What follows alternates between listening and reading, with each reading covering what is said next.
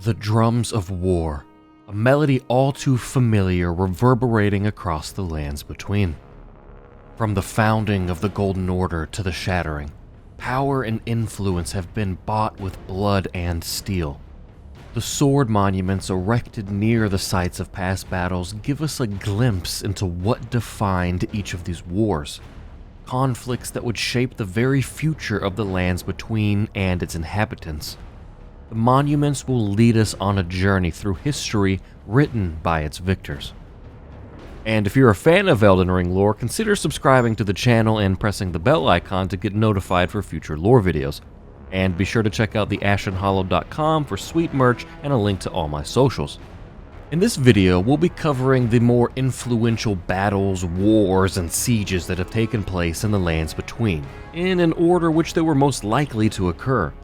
Initially, I wanted to cover all of the conflicts, but the protection of the Erdtree incantation states that the Erdtree became the embodiment of order through countless victories in war, and countless may be too many to cover.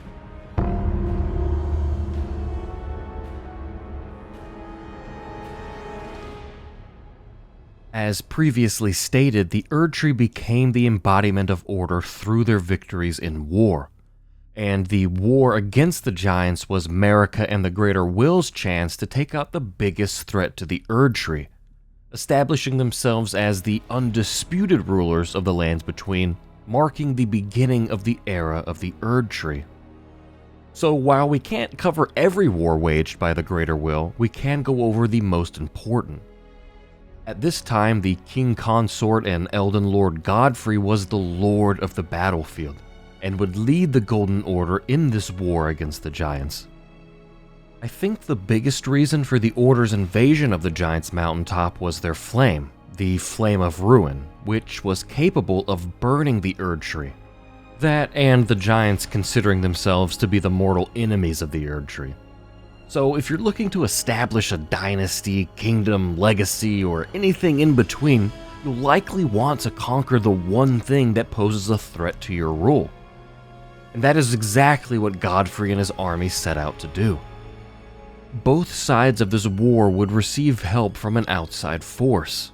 The Fire Giants borrowed the power of a fell god in order to aid them in battle, and Godfrey would receive the help of the Trolls, who, though not as large as the giants they descend from, would still be impactful in the war to come. Eventually, Lord Godfrey and the Golden Order would be victorious over the Fire Giants.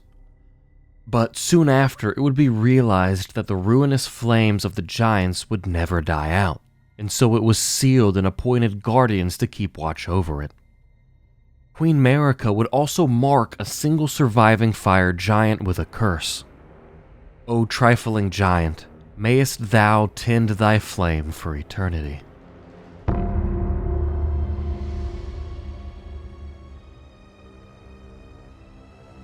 Not much is known about the ancient dragon's assault on the royal capital Leyndell, including the why. The great ancient dragon Grandsax did rain calamity down upon the capital city, an event marking the only time in historical record that Leyndell's walls have fallen. This also marked the beginning of the war against the dragons. Grandsax would ultimately be defeated, his body still laid across the capital to this day for all to see. The forces of Leyndell fought hard to rout the ancient beasts from their city, and Grandsax's attack even prompted an epiphany for some of the Erdtree's sentinels. That the only way to truly protect the Erdtree was to become dragons themselves, so dragons they attempted to become. But the shining hero of this story was Godwyn the Golden, son of Marika and Godfrey and heir to the Golden lineage. He fought the ancient dragons to their last, the dread Fortisax, who was called the mightiest Boulder Stone. Godwyn would defeat even this mighty dragon in combat, but instead of striking the killing blow, Godwyn chose another route. He would instead befriend his fallen foe, an event that would give rise to the ancient dragon cult within the capital, and conclude the routing of the ancient dragons from the royal capital.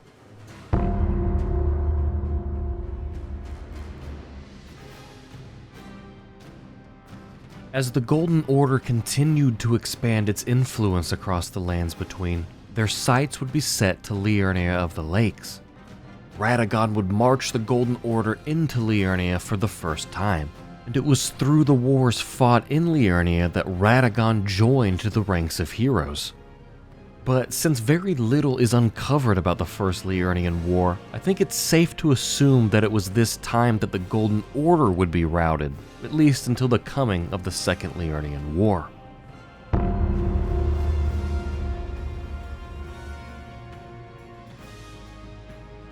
The siege of Castle Morne is certainly much smaller in scale than a fully fledged war, but it was still apparently important enough to warrant its own sword monument, even though, just like the First Liurnian War, very little is known about it. The monument mentions a lone hero fighting for vengeance, and likely the same person mentioned in the Grafted Blade Greatsword, which is meant to be a revenger's weapon, belonging to a lone surviving champion from a country now vanished. I don't think that it's unlikely that this lone surviving champion from a land now vanished could have been a survivor of one of the wars waged by the Golden Order in their conquest for dominance. A sole survivor meant to pay the Golden Order their due vengeance, with a sword forged from the swords of their entire clan of warriors, only to ultimately meet their end at the hands of the Lord of the Battlefield himself, Godfrey. One interesting thing to note, though, is that in the time of Godrick the Grafted, Edgar is appointed as the Warden of Castle Morne by Lord Godrick, and even refuses to leave his post as the castle is falling around him to ensure that the treasured Sword of Morne doesn't fall into the wrong hands.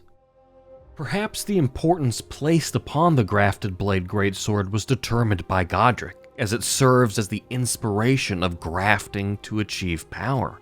After all, the Grafted Greatsword's Ash of War Oath of Vengeance increases all attributes by 5, which is exactly what Godrick's Great Rune does.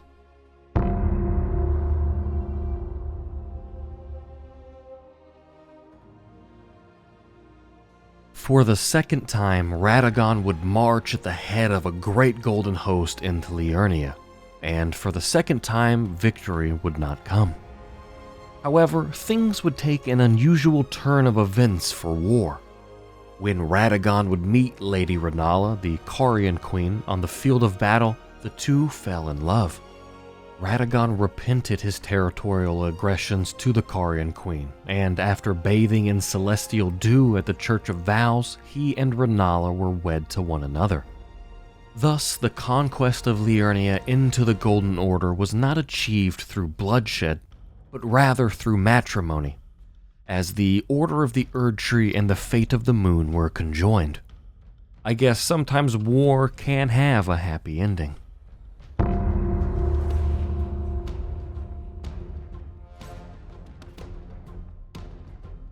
Another conflict that isn't an outright war but still merited its own sword monument, and is honestly too badass to not skim over, is the Starscourge Conflict.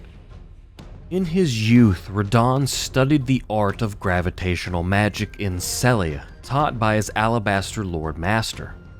And when the stars themselves threatened Sellia, Radahn would challenge them alone. In the Starscourge Conflict, Radahn would crush them, his conquest over them sealing away the very fate of the stars.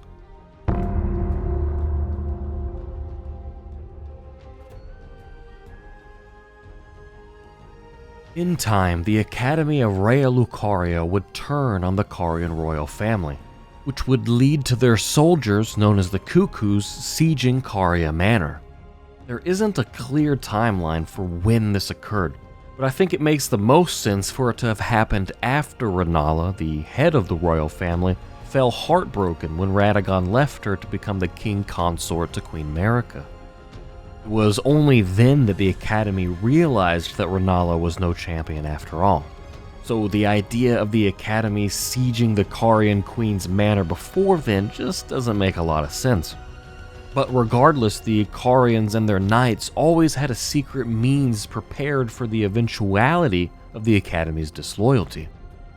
And even though the Carians were taken off guard by the timing of the Cuckoo's attack, they still had strength enough to repel the onslaught by conjuring an enchanted snare outside of the manor. Thus are the grounds outside of Caria Manor the final resting place for many of the Cuckoo.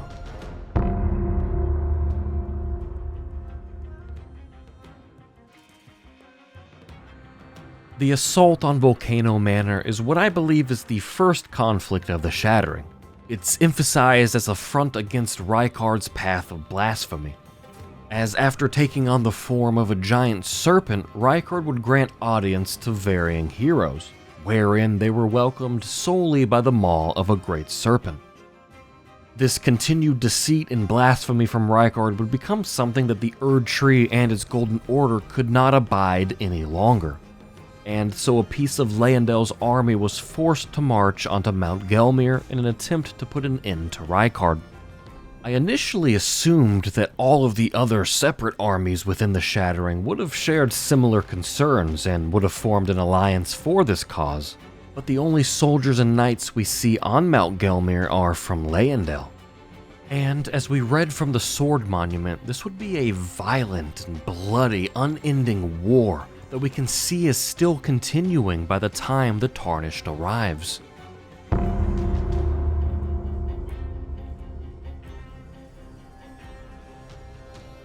As the Shattering continued, the royal capital of Leyndell was the crown jewel.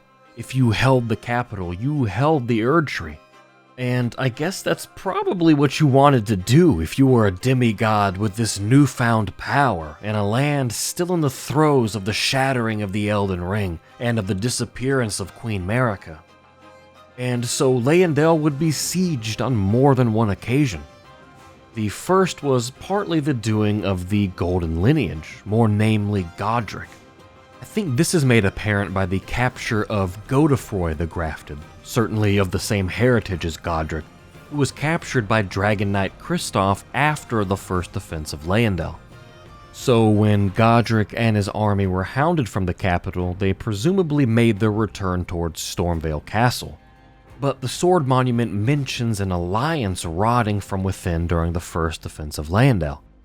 Was this alliance perhaps between Godrick and the capital city? Being from the golden lineage of Godfrey himself could have allotted him some clout and trust within the capital, and perhaps in a ploy for power, Godrick betrayed that trust and was chased from Leyndell. Or is the word rot from the Sword Monument a clue as to whom Godrick was allied with during this failed attempt at sieging the capital?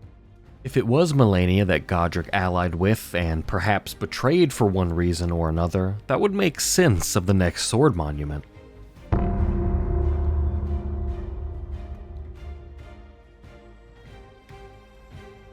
There isn't much information that pertains to the battle between Malenia and Godrick, and the Sword Monument pretty much sums it up. If you believe Kenneth Haight, Godrick lost to Malenia in a battle after insulting her, only to lick her boots then die like a man. Was the insult what caused the Sovereign Alliance to rot from within? Or maybe the insult came during Malenia's march southward that started from the Liurnian Highway, which would have directed her right past Stormvale Castle, from inside which Godrick was hiding from Radahn.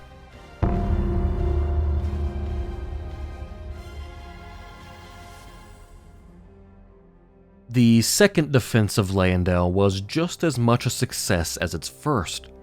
This particular defense was led by the fell omen Morgott, who was born of the Golden Lineage and thus was technically the Lord of Leyndell. This siege is depicted in the opening credits as Morgott defends Leyndell from Radahn and his army. In doing so, Morgott routed one of the most powerful demigods and their army from the capital and from the Erd Tree. And that's something that I think is often overlooked or underestimated about Morgott. He was the protector of the Erd Tree, slaughtering countless champions and becoming an absolute horror to anyone who harbored ambition for the Erd Tree or for lordship.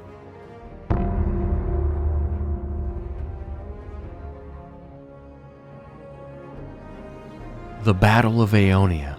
likely the most famous and world-altering battle to take place in the lands between, and certainly so during the Shattering. Malenia and Radahn, the most powerful of the demigods, would clash in a battle to which no victor would emerge. After these two powerhouses fought themselves into a standstill, Malenia allowed her scarlet flower to blossom into an explosion of the scarlet rot she was afflicted with. And while the Geneva Convention considers biological warfare a war crime, the only consequences Malenia would have to endure with were having it drain her of her strength and the rot destroying the land of Caelid and infecting everyone nearby with the scarlet rot, including General Radahn, who even to this day is cursed to wander the desolate and infested lands of Caelid, waiting for a mighty champion to bring him a final battle, one last taste of war, and to bestow upon him an honorable death.